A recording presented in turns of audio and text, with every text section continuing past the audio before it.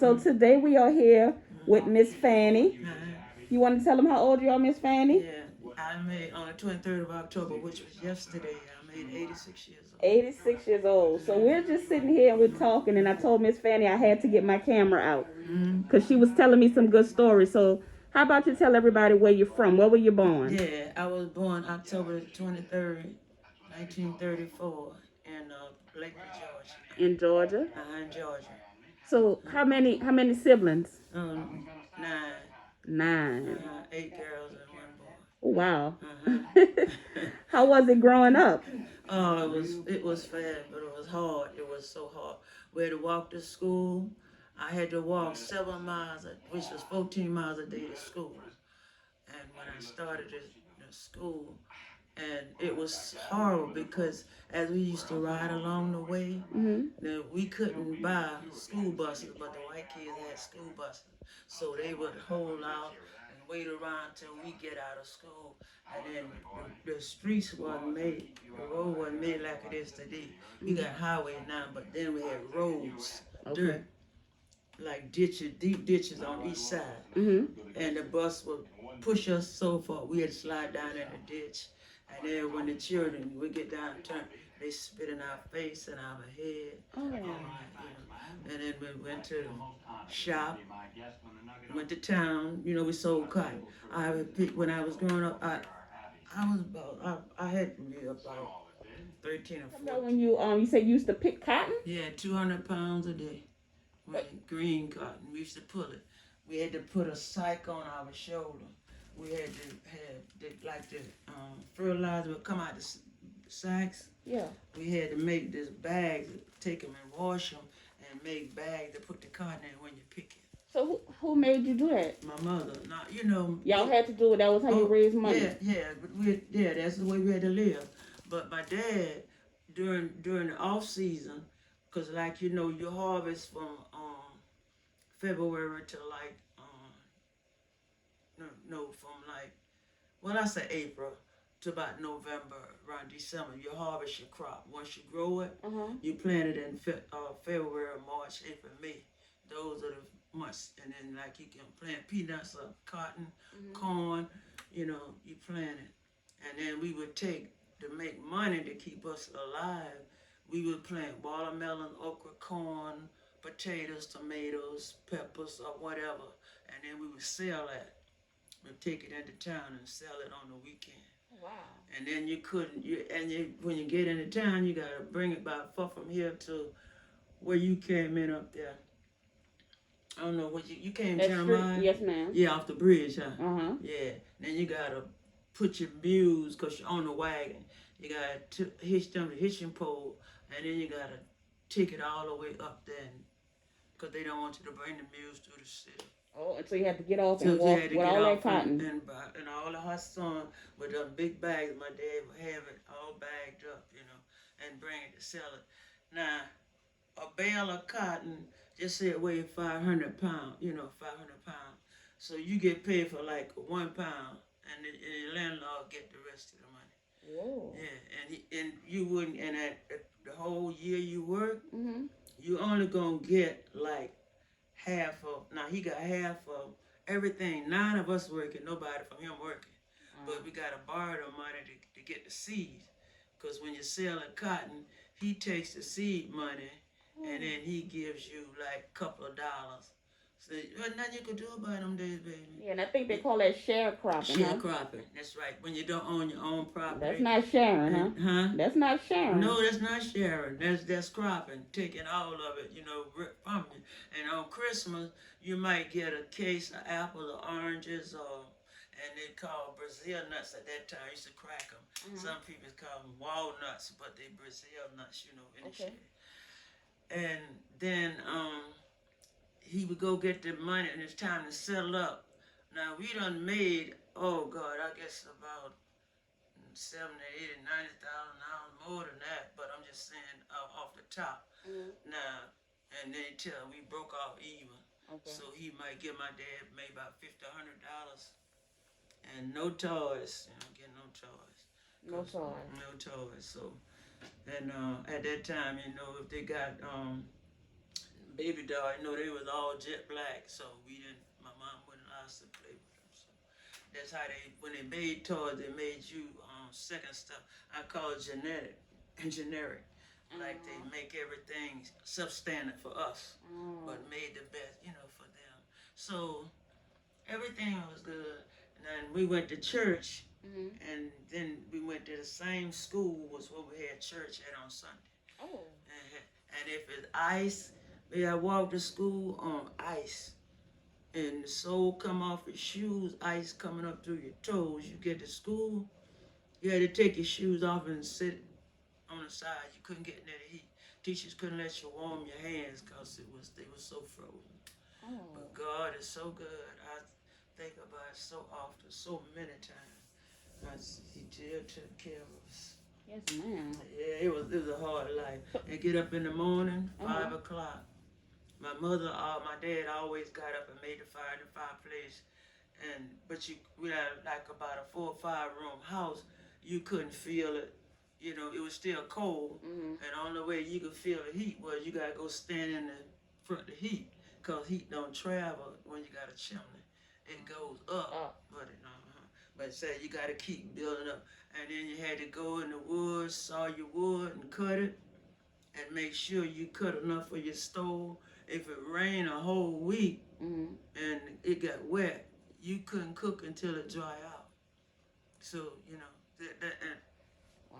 so and then you had a thing you call kindling wood. You had to split that cord and then light it with match and build a fire in the fireplace and in the stove. And like when it rained, my daddy and the men, they get together and they go saw wood and cut it, block it up so that we could get bags and bag it up. And the same bags, we picked the cotton in, we brought the wood to the house. Then we put it in it was like, it would be like a garage today, but it would be a smokehouse.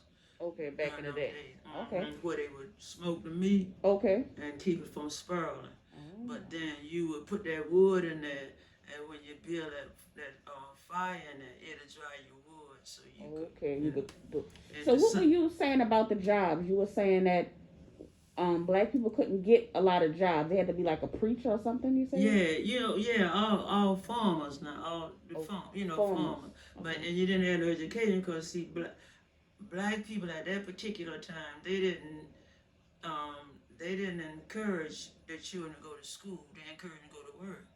So they couldn't function without. That's how we have so much illiteracy today because black kids couldn't. But my dad didn't read and write that well, but you couldn't take money from him once he got it. Once he counted. But he's told our landlord, we had so many, but anyway, he told him, he said, my children are not going to stay out of school. He said, I got more worker than you. And you know how to be careful how you talk to them, flip, because the Klan was out there, and all that was been going on. So people just tried to stay in their little past. Stay in your lane. Yeah. So was the Klan bad? I mean, I know it was bad, but like from your experience, what do you know? One day, one Sunday, we was coming out of church, and you know how you be laughing and trying to smile at the little boys, but as you got older, but my mom and them, I never had a boyfriend. And I was like about 16 years old, and they came there, be standing around the porch talking to you, just like you sit in that chair. My mama be in the swing, my dad in the chair. They waiting. Right there. Now he gonna rock so many times, then you got to move on. Oh. But my daddy told jokes. That's what kept us together in church. And the love of God took care of us. That's good. I give the glory to him. So do you remember anything about the Klan? Did you ever actually see them? No, I'm up to tell you about the Klan now. So my sister and my second oldest sister, the one next to me. So we got on that wagon and got there. You thought she was in a Mercedes Benz, She was so happy. We used to ride, and when we got older, we kind of got shame of getting on the wagon riding home. So I told my dad, and I can remember like it happened last night. I said, Dad, we not gonna ride on the wagon today. We just gonna walk on home. And he said, all right. but you got to bring your brother with you. So, all right. So we did it, and we got about halfway from the church, and we saw the man's coming across like a ravine, you know, hoods on. Ooh, we start running, sweating. And he said, one last thing he did his finger like this. And when he told you something, you better listen. He said, y'all better be home before the sun go down, just like that. So we cut off and went way around, but we went too far. So we had to go in the ravine. They had where they call them, like they really wild grapes. Okay. They grow on a vine in the woods. And we went and crawled up under them, and they came by. And they had a black man in the truck, and they had his hands tied. And we could see this because they was riding slow. And then when they got him, they took him, and we about far from here to cross to my neighbor's house over there. But they didn't know we was out there. And we seen this with live eyes. And they took him, and when they took that pole, they hung him up on a limb. And they beat him so bad. Every time they hit him, his back up fall off like skin off a chicken. Then his eyes popped out, and they were hanging down by the vein from his eyes. His eyeballs were hanging out his head. And the sun was falling. We started crying, holding on to each other, me, my sister, and my brother, because we know if we didn't get home, we was in for it. But so they left. They got that, and they came in them cars, and they riding along looking. They were looking everywhere because they study spies because they don't know who's gonna pass by. But they go deep enough in the woods where you can't see them from the highway. And they do. Boy, he hollers. I could hear him screaming. I said, oh my. Every time they hit him, and I mean not one hit him, all of them, and they got these whips, you know. And they took him down and they threw him in the truck like a sack of potatoes. And then it was by this time now it's getting dark now, so we tried to ease out when they left, and we went home. We went back and tried to pick up the way that we had came in and went home. And my dad was walking the yard. He said, I didn't know where y'all were. And to that day we told him, but we never told nobody. So I know that's why a lot of things on there. Now I don't remember all the people, but I remember the incidents. Right. Calling their name. So, and my mom always say, don't tell nobody about that. And my dad say, oh, I'm so sorry I didn't make y'all ride on the wagon with me. But so you were saying that nobody ever really spoke about that man again, huh? No, nobody. We didn't know him. You know, and as children, we didn't know. Oh yeah, you were young. Yeah, I was young. Yeah, we was young. So how about like growing up? How was the relations? I know you said they used to spit on y'all heads and stuff. But what about like a little later? How did things go? How were things? Oh, when I left and after the Holy Spirit, God revealed it to me. And I was always quiet, you know, and I was alone. I was a reader. I was a word study. And I just studied. I read everything. Even when we ride from here now, sometimes look at 3/4 mile and KuKlux, wherever traveling, read all the signs. And I would read a lot. Okay. And we couldn't check books out the library because it was Jim Crow. You couldn't touch no books. If you want to read a book, they had to throw it out in the trash and you go pick it up. What? Oh yeah. Well, you went to school with books, but if you want library books, like to check out and bring home, like the kids do. Yeah. Oh, it was. And my oldest son used to tell me, he said, Mama, how did y'all live through that? And I promised the Lord, I said, I'll always take care of me and my children. If I get married and have children, I would always take care. But now we live good in our house, you know. Okay. So much love. My mother and my father, they loved us. They took care of us. They looked out for us. But when we went outside and mixed in the atmosphere outside, yes, ma'am. That's where the trouble came in, you know. And they ride by and look, nigger, send you back to Africa, nigger. You know, that and the parents was right there. They ain't say nothing. They ain't looked at it. And then like you was going to church, on a Sunday morning, they knew what time you gonna pass on that wagon. You know, they pass by and they make almost, we were late on many Sundays because you had to put one wheel almost in the ditch to ride so the mules wouldn't run away, and then they would try to pass by on the road. Wouldn't stop and pull over because wasn't nowhere to go because the road was really narrow and it was dirt. You know, we had to go through all that, and then sometimes we'd be soaking wet, and we'd be trying to get to church on Sunday morning because you aren't gonna stay in the house. I don't care if you're sick, you going to church. Yeah, you gonna get out of there. You know, no. So what else with Jim Crow? I just read a book about Jim Crow. So what was some other And the things? seating on the buses. When I came here, that was still on. How old are you, Miss Donna, if I may ask? I'm 35. Okay, yeah. So now my baby, she's just made 61 in July. Okay. Yeah, and then I got my other son. He's 62. So a year between them 2. But all that. So I really try to give her my children better life than I had. Yes, ma'am. My daughter. But anyway, now what you asked me about something? I was asking what else during Jim Crow. Courthouse, you could drink from the fountain. You know they had colored and white. You know they was, and you went to the bathroom. They had colored and but they didn't say black. They just went to court and got black on later years. But everything was, and they won't put nigga up there because that's all they call you anyway. I can't believe they really was singing that little song. What? The song you just sang, the nigga, go back to Africa. Yeah, Africa, nigga. And they call you that like, that's a nickname. Don't care how old you get.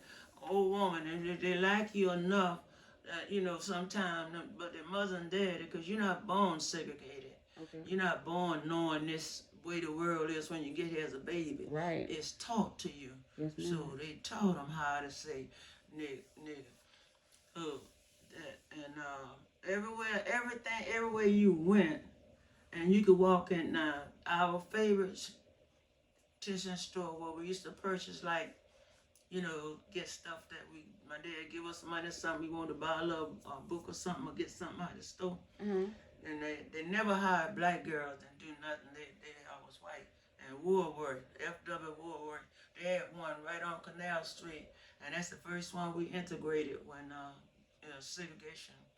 We went and sit down. They wouldn't serve us. I saw that. I read about that too with Mr. Jerome Smith. Yeah, told us they don't serve niggas. And when we came in New Orleans, the policeman wasn't no black policeman, wasn't no black bus driver, wasn't nothing black here. And I said, but the Lord told me one day and I love to play softball and basketball. I was a sport enthusiast, but you couldn't practice and play with, So when we used to go to the city, and we used to look through the fence and see the Georgia Bulldogs playing, and then they'd run us, wouldn't let you watch nothing because they didn't want you to learn nothing. That's how they kept it so tight. And then white, they didn't like the black women anyway. And when the doctor gave them the order, they just came in and gave you what they told them, write it down, didn't talk to you, didn't say nothing, just going out. And you couldn't get out the bed and go fill your pitcher of water. And so you sneak out at night, think the security be sleeping over there. And where you going? Wait, so tell a part again when you said when you would come to charity and they would after a certain time or something, you said. At night, like if you're in the hospital, you had a baby, and you were thirsty and you wanted some water. Well, they had it segregated. You couldn't go on the white side. Say it like that. You couldn't go on the white side of the hospital. No, they got east wing and west wing now. So then you had, and he'd look up and he'll see, where you going? They go and get some water. He said, go back over on the other side. Couldn't even go there and get no water. Wow. And they, and they got big old pitchers of them crushed ice, and we had like a little tin cup, that they put in, and you drink that. I could drink a whole. Do you see my water there at the signing? Well, I drank some water. I drove. I always did. And then you go back and get in the bed. Then when the nurse aide come, the black aid. Because, see, at that time, we didn't have no white, black nurses. We had the white nurses had to take care of us. They just put black, recent, over the years, they just added black nurses because they couldn't give shots. They couldn't do none of that. And when I used to work in the home, I used to work for, getting medication by me being able to read and write. I had home health care. All they would do was like dish the medicine up for me and tell me at 6, 10, or 8 or 4, give it to them, do that. But, and everybody couldn't do it because they couldn't read, So that you didn't get no water until it come on. Then they come on by 11 o'clock, you'd be so thirsty. Thank you for listening to my story. It was a pleasure relating it to you.